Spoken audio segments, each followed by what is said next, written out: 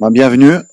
Comme je l'ai dit dès la fin du dernier match de poule, on arrive donc en huitième de finale sur une nouvelle compétition. Les matchs sont à élimination directe. Donc voilà, pas le choix. Si on veut continuer l'aventure de gagner ce match, on va tomber sur une équipe de Tanzanie qu'on connaît très bien. On les a joués beaucoup de fois ces dernières années. Avec toute l'humilité, comme je l'ai dit, et le respect qu'on doit à cette équipe, on sait que ça va être un match difficile, comme toujours, et on espère bien sûr gagner ce match pour passer en quart de finale, Inch'Allah. Coach Karim, please. Salam alaikum tout le monde. Bon, rien de différent de ce qu'a dit le coach.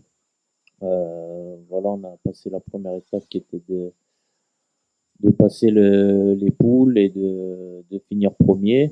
Donc, premier objectif est réalisé. Maintenant, voilà, c'est une nouvelle compétition qui commence, comme le coach l'a dit, avec un premier match qui va être très très important. Très important de pas sous-estimer l'adversaire et de pas refaire les mêmes erreurs que dans le passé. Donc voilà, on est prêt, on s'est bien préparé pour cette rencontre. Donc voilà, on est uniquement focalisé sur ce premier match, sur ce huitième de finale. Et pas commencer à faire des plans pour la suite de la compétition. Donc je pense que c'est la stratégie à adopter, prendre match par match et dès demain, voilà, faire un très gros match et se qualifier pour les quarts finales, Inch'Allah. C'est très bien que tu le signales, parce que c'est pas assez notifié par beaucoup de vos collègues. On nous a fait passer pour une équipe attentive depuis 3 ans, alors que c'est pas le cas. Il y a eu comme je l'ai dit, il y a eu une Coupe du Monde où on a joué avec nos armes et un après Coupe du Monde où on est dans la possession et dans le pressing. Donc les chiffres en parlent, donc c'est tant mieux. Mais oui, le souci du pressing, c'est qu'à un moment donné, on peut pas presser tout le match parce que voilà, les filières énergétiques, elles le permettent pas. Et on a aussi ce souci de savoir gérer un peu plus les temps forts et les temps faibles. Maintenant, l'avantage qu'on a, c'est qu'on a un banc de qualité. Et l'objectif pour nous à chaque fois, c'est d'essayer d'avoir le plus d'intensité, le plus de pressing possible. Et dès qu'on sent qu'il y a un essoufflement, faire les changements au bon moment pour pouvoir garder justement cette intensité. Et on a vu que les équipes qui jouent contre nous, en général, 2 ou 3 jours après, elles ont du mal à résister, même si elles résistent sur le coup dur match. Et on a beaucoup marqué en deuxième mi-temps aussi sur la dernière année dans nos matchs. C'est pour ça qu'il y a beaucoup de tension quand on est arrivé à la mi-temps à 0-0 ou quand on n'arrivait pas à ouvrir le score.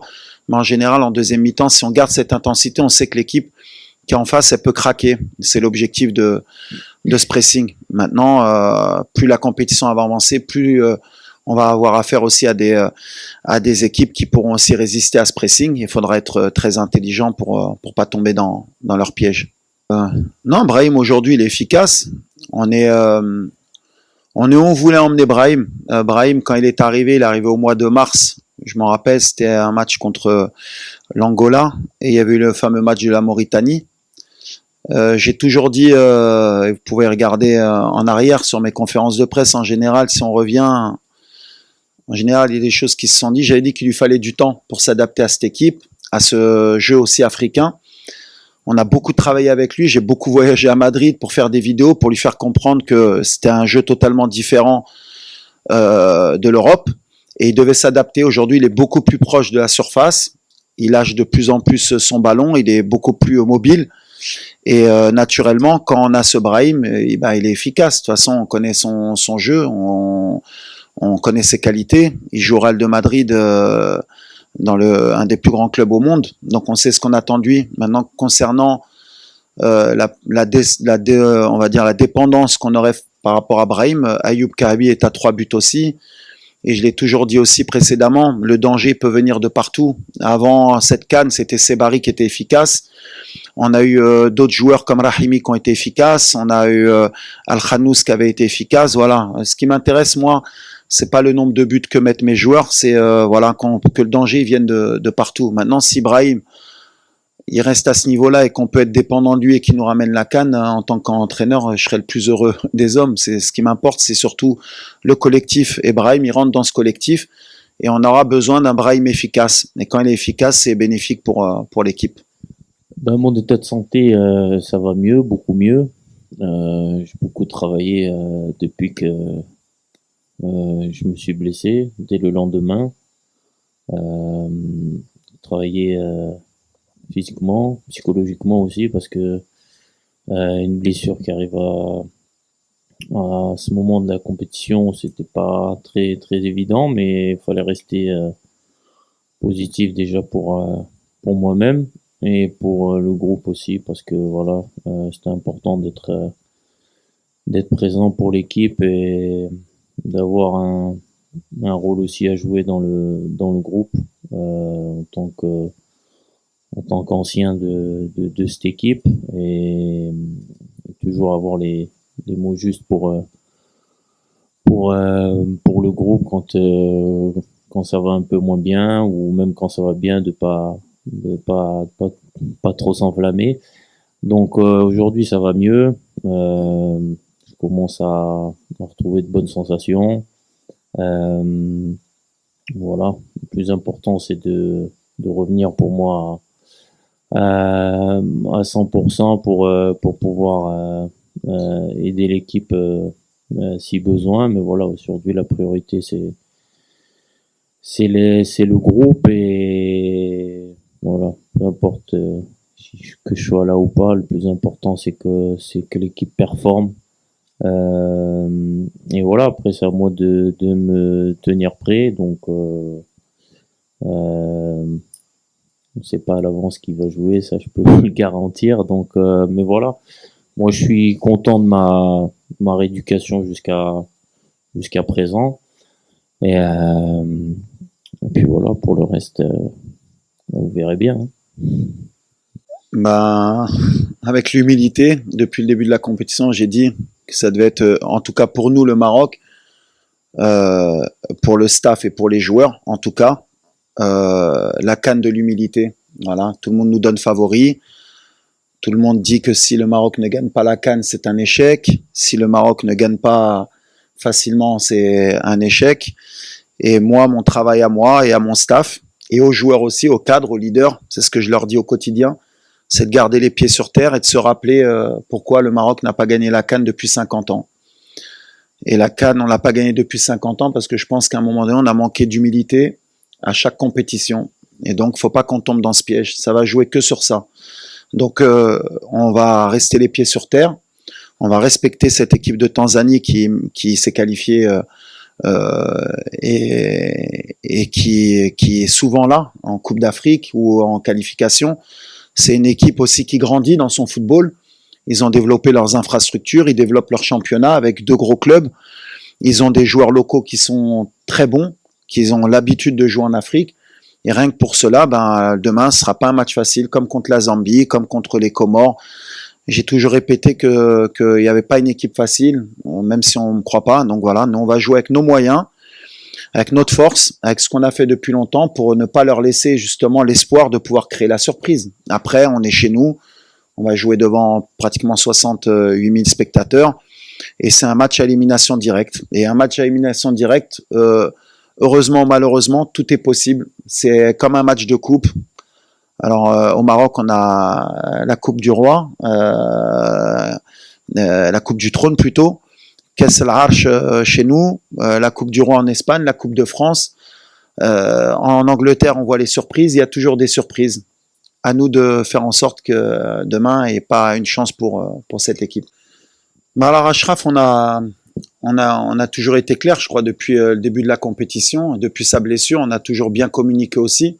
L'objectif qu'on avait avec Ashraf, c'était de le faire monter en puissance par des entraînements bien sûr, et le faire entrer en compétition au bon moment. Donc voilà, il est rentré une demi-heure contre la Zambie, un peu aussi dans un score qui était dans un bon confort pour lui pour rentrer, sans qu'il prenne trop de risques. Physiquement, maintenant, il est prêt. Voilà, il ressent plus rien de sa blessure.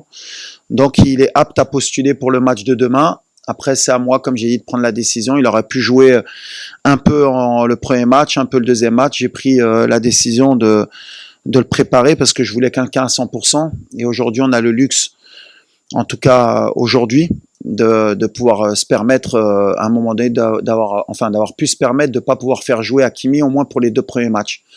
Maintenant, voilà, on arrive dans la vraie compétition. Et aujourd'hui, voilà, on va réfléchir encore à ce soir, mais Hakimi, il est disponible. Ouais, les pénaltys, de toute façon, ça fait partie justement du processus d'élimination directe. C'est-à-dire qu'on sait qu'on a le risque, si on tombe sur une équipe qui fait bien le boulot et qui nous emmène au pénalty, ben après, à un moment donné, il y a cette fameuse série de pénaltys qui peut vous sourire. Elle nous a souri en Coupe du Monde, elle nous a pas souri sur des compétitions comme la CAN avec Achraf ou avec Hakim précédemment, mais voilà, comme je l'ai dit, la gestion des émotions, chaque moment, Rahimi, il avait jamais loupé de penalty, premier match il loupe, Ayoub il loupe rarement ses penalties.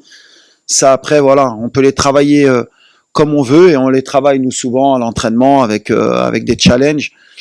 Voilà, il y a pas de vérité. L'essentiel c'est pour nous, comme je l'ai dit aux joueurs, c'est de faire le boulot pour qu'on n'arrive pas à cette fameuse série de pénaltys. Mais si on doit arriver à cette fameuse série de pénaltys, c'est d'arriver en confiance aussi. Voilà, l'équipe adverse aussi, elle prend un risque avec nous d'arriver aux séries de pénaltys, d'avoir le meilleur gardien du monde en face sur les séries de pénaltys. Donc voilà, donc on n'est pas sur des choses où on panique à se dire si on va au pénalty. Si on va au pénalty, on ira au pénalty. Je l'ai dit depuis longtemps, cette compétition, il faudra peut-être se préparer à un moment donné à aller au pénalty. Et il faut le mettre dans la tête que voilà, cette compétition, elle se gagne peut-être à la dernière minute au penalty. Il y a tous les scénarios possibles. Maintenant, bien sûr, on espérerait éviter d'aller jusque-là parce qu'on sait que c'est un peu pile ou face. Bah, Hamza, un peu comme pour Achraf. Voilà, c'était pas un défi ou un challenge. On connaissait son indisponibilité. Voilà, on a beaucoup échangé avec les staffs médicaux et de Lille et du Maroc. Et aujourd'hui, voilà, il s'est rentraîné normalement cette semaine, il revient bien. Maintenant, est-ce qu'il est à 100% pour débuter un match? Est-ce qu'il a que 20 minutes? Est-ce qu'il a que 10 minutes? On verra. En tout cas, voilà, comme je l'ai dit, la chance qu'on a, c'est qu'aujourd'hui, on a beaucoup de profils d'attaquants. On a un attaquant qui est en pleine confiance, qui est Ayoub. Et le fait de pouvoir compter aussi sur Hamza sur le reste de la compétition, c'était aussi mon objectif, d'avoir un profil différent. Donc est-ce que il peut débuter demain? Est-ce qu'il peut rentrer? On verra. Ça dépendra aussi du match, ça dépendra aussi de beaucoup de choses. Mais en tout cas, voilà, il évolue bien. On est dans notre timing. On savait qu'il pouvait revenir sur la deuxième partie. Donc pour le moment, on est en train de réussir nos challenges. Et pour Achraf, et pour Hamza. Donc je suis content, je tiens à féliciter aussi le staff médical de notre équipe parce que voilà, l'équipe nationale, c'est pas qu'un coach, c'est pas que des joueurs. Il y a des gens qui travaillent tout autour de l'équipe et le staff médical en fait partie. Ils ont bossé jour et nuit pour que Hamza il soit prêt en temps et en heure. Ben, comme l'a dit le coach, il faut faire preuve d'humilité.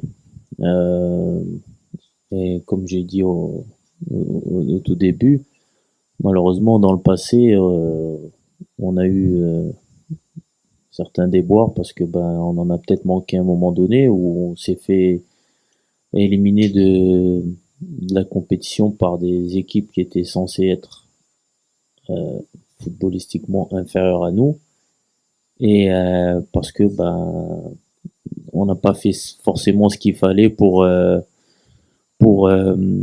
passer et on se fait surprendre et après c'est des désillusions et des désillusions. Et au contraire, on a eu des moments où ça n'a pas été le cas et on a réussi à faire de grandes choses aussi.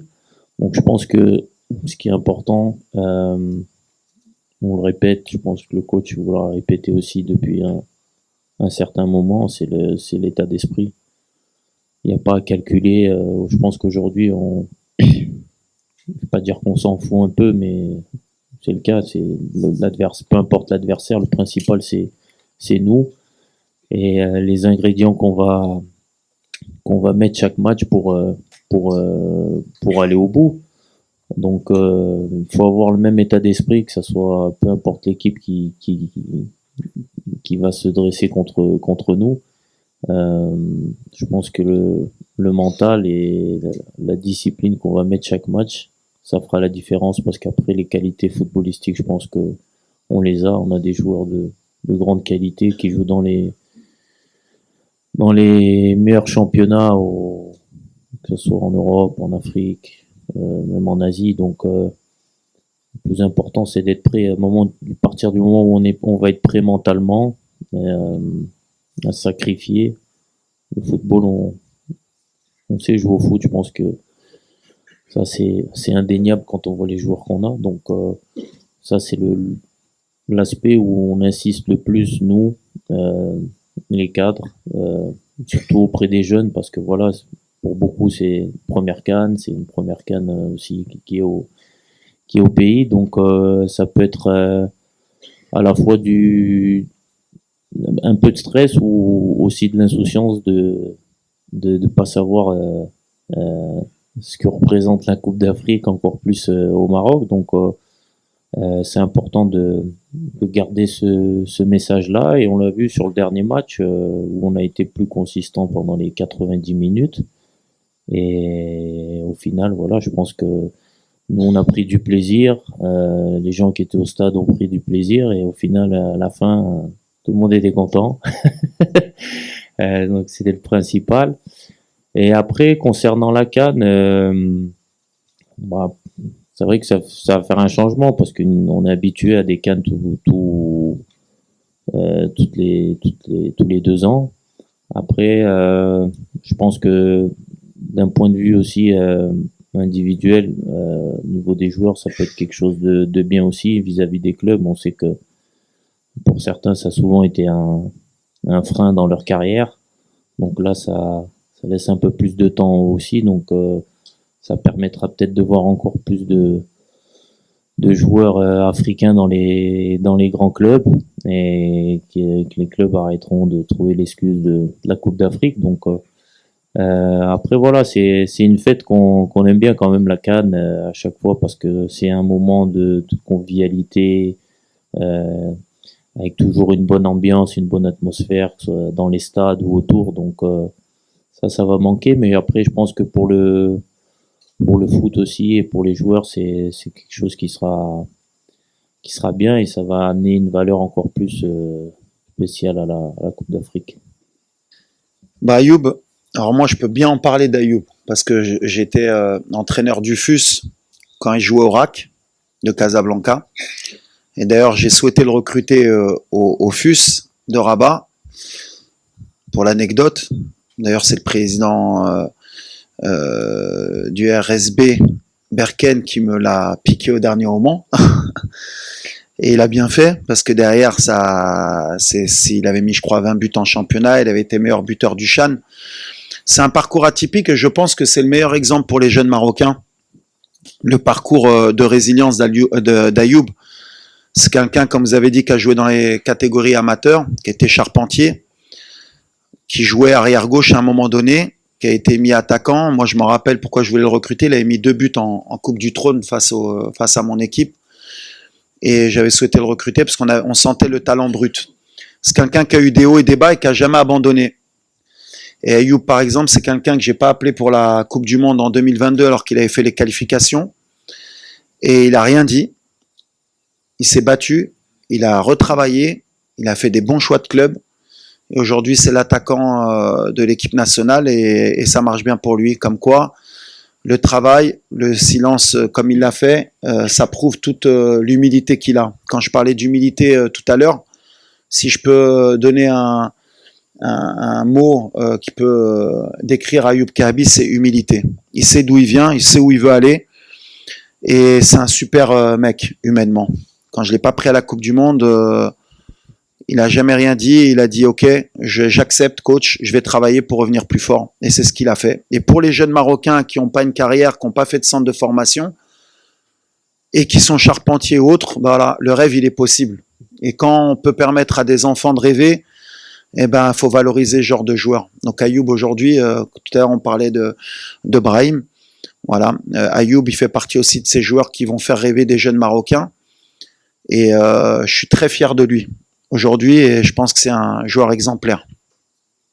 I don't know what's can happen tomorrow, but we respect a lot with team. The club is the club. National team is different spirit, different challenge. And what I said before is we will to respect Tanzania. Every game we play against them is difficult game, tough game. And tomorrow I think is same opponent team, fighting spirit. Maybe we defend a lot, small space, lot of counter-attack with Mzuva or Samata. Who is waiting set pieces about this, and we need to be careful about your national team. I respect a lot Tanzania national team. I come to see the final against Berkane and Simba.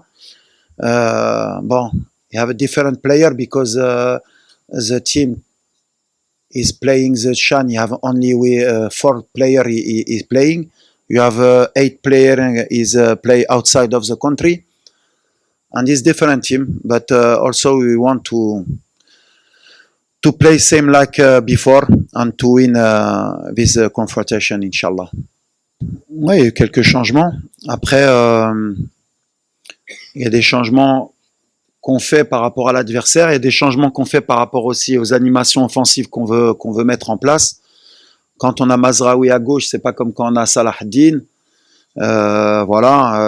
L'opposition aussi, quand on est face à la Zambie ou face au Mali, c'est différent aussi par rapport à la puissance que peut dégager certaines équipes. On s'adapte, mais j'ai pas un 11 type réel. Bien sûr qu'il y a des cadres qui sont souvent là. Il y a des joueurs aussi sur qui je compte énormément et qui ont ma confiance depuis très longtemps et qui m'ont rarement déçu aussi. Mais voilà, aujourd'hui on a un effectif, en tout cas j'ai un effectif à disposition qui me permet de pouvoir faire des changements d'un match à l'autre. Il y en a qui gagnent des points, il y en a qui en perdent, il y en a qui peuvent revenir, il y en a qui peuvent ne pas revenir. C'est après la compétition aussi qui décide. Et aujourd'hui, voilà, on n'a plus le temps aussi de faire beaucoup d'essais ou de tenter des choses. On est sur nos certitudes, on est aussi sur beaucoup de résultats positifs depuis 1 an et demi. Donc voilà, on a eu beaucoup de scénarios avec des fois des Seibari à gauche, parce qu'à un moment donné, c'est vrai que la critique, elle est aussi bénéfique. Voilà, dire que Seibari ne peut pas jouer à gauche, les derniers matchs, quand il avait joué à gauche, il avait marqué des buts. Je suis pas adepte de quand il y a un match qui se déroule pas bien au niveau du résultat pour dire que tout va mal. Si on avait suivi Brahim, à un moment donné, la question de Brahim, c'est pas un joueur de couloir, c'est un joueur qu'il faut positionner numéro 10. Quand il est numéro 10, et aujourd'hui, c'est le meilleur joueur de la CAN, et comme par hasard, il joue à droite, mais comme par hasard, comme ça se passe bien pour lui, Brahim, aujourd'hui, c'est trop facile de pouvoir juger les choses comme ça. Moi, je vois plus le côté technico-tactique. Aujourd'hui, on a des armes. On peut jouer avec Abdé, on peut jouer avec Isma à gauche, on peut jouer même avec Talbi, on peut jouer avec Ben Seguir, qui des fois est au milieu, mais qui peut jouer à gauche. On peut jouer avec Mazraoui arrière-gauche, on peut jouer avec Salah Din, on peut jouer avec Massina, qui à un moment donné, quand il était venu, non, mais c'est un arrière-gauche, je peux pas jouer défenseur central, mais aujourd'hui, il est défenseur central et ça se passe bien. Voilà, on a des solutions. On peut jouer avec Targaline au milieu, comme avec Amrabat ou avec Elianaoui, mais chacun a ses qualités. Et par rapport à l'adversaire, il faut faire les bons choix. On peut jouer avec Bilal au milieu, comme on peut jouer avec Ounahi, on peut jouer avec Sebari, on peut jouer avec Ben Seguir, on peut jouer avec Akhomash. Pourquoi Akhomash il joue moins? On peut jouer avec... on a le choix. Aujourd'hui, j'ai bâti cette équipe avec le staff et aussi avec les joueurs pour qu'on ait justement le moins de surprises possible, qu'on puisse s'adapter. Mais sur le match de la Zambie, bien sûr que voilà, il y a eu des choses très positives. On a beaucoup plus de certitude sur le plan aussi offensif. Est-ce qu'on va continuer comme ça dans la compétition? On verra, mais en tout cas, voilà, moi je suis pas surpris d'Abdé. Par exemple, Abdé, pourquoi il n'a pas débuté? Parce que peut-être que sur les premiers matchs, on avait besoin peut-être de gagner d'abord des points et d'être plus solide pour monter dans la compétition. Mais Abdé, c'est une certitude depuis 3 ans avec moi, puisque je l'ai pris à la Coupe du Monde et il a été décrié. Aux Jeux Olympiques où c'était compliqué, il a quand même, on l'a pas lâché, parce qu'au mois de mars, je m'en rappelle, je l'avais renvoyé avec les Olympiques pour que il ait justement cette fameuse humilité de travailler pour revenir plus fort.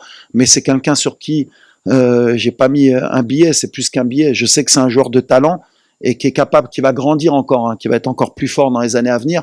Mais voilà, qu'il fallait faire évoluer, tout comme Bilal, tout comme Ilyes, tout comme Talbi. On a des jeunes joueurs qui arrivent, tout comme Akhomash. Mais il faut les accompagner avec des anciens pour qu'ils comprennent ce que c'est que l'équipe nationale, l'importance que c'est que de jouer pour l'équipe nationale, et par rapport à leur talent aussi, parce que souvent quand on est jeune, on veut démontrer beaucoup de choses vis-à-vis du public, qu'ils comprennent que la priorité, c'est d'abord de jouer pour l'équipe nationale.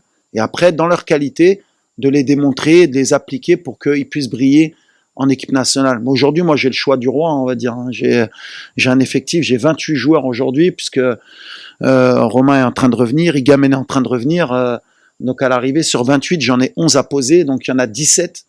Si on retire les gardiens, ça fait 15 qui peuvent jouer. Et à chaque fois que je mets mon équipe, quand je regarde ceux qui sont sur le banc, et je les appelle les changements de jeu, les playmakers qui peuvent changer l'équipe, bah, je leur dis que les 11 qui sont là, ils pourraient très bien débuter. Mais c'est pas faux.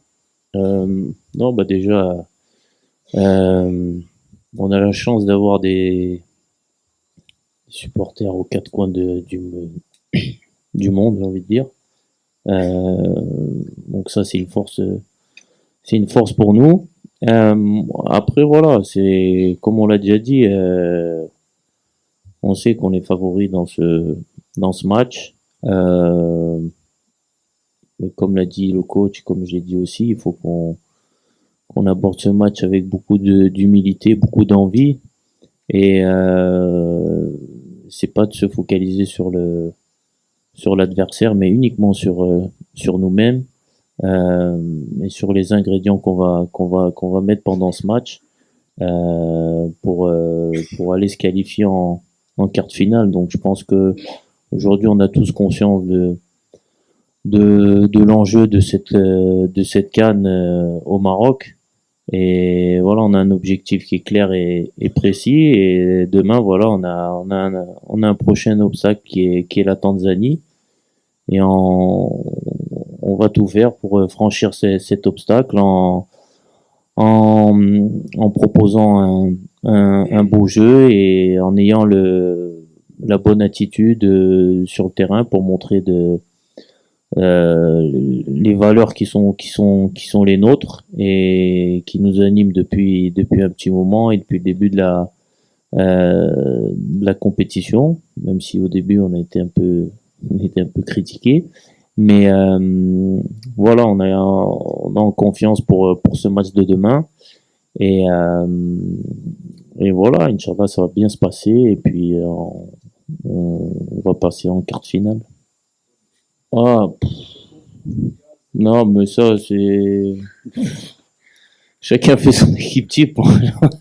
Si on prend une équipe type et qu'on gagne la CAN. Ouais, exactement. Je pense que l'équipe type, ça dépend. La CAF va en faire une. Je pense que chaque média en fait une aussi. Elle sera toujours différente. Donc, il y aura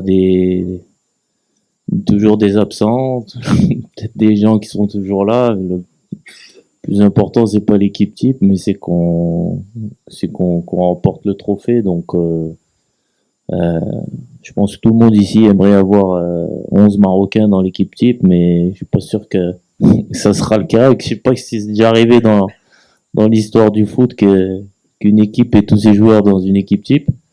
Donc non, le plus important, c'est qu'on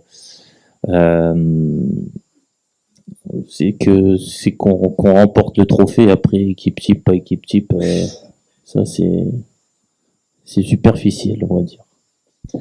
Juste pour remercier le public, c'est important de dire les choses. Les 2 premiers matchs, je m'étais plaint un peu de l'ambiance au stade. Au 3e match, ils ont répondu présent, et les joueurs l'ont ressenti et me l'ont fait savoir. Donc voilà, on remercie vraiment nos supporters. On sent qu'ils sont derrière nous.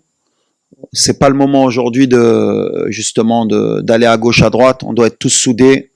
On a un objectif commun, et comme je l'ai dit, Inch'Allah, on va gagner tous ensemble, et merci à tous les Marocains du monde qui sont derrière nous et qui nous soutiennent, et bravo à ceux qui étaient au stade le dernier match. Et demain, comme je l'ai dit, voilà, à la mi-temps, on oublie les petits fours, et on commence à la 45e aussi à continuer à encourager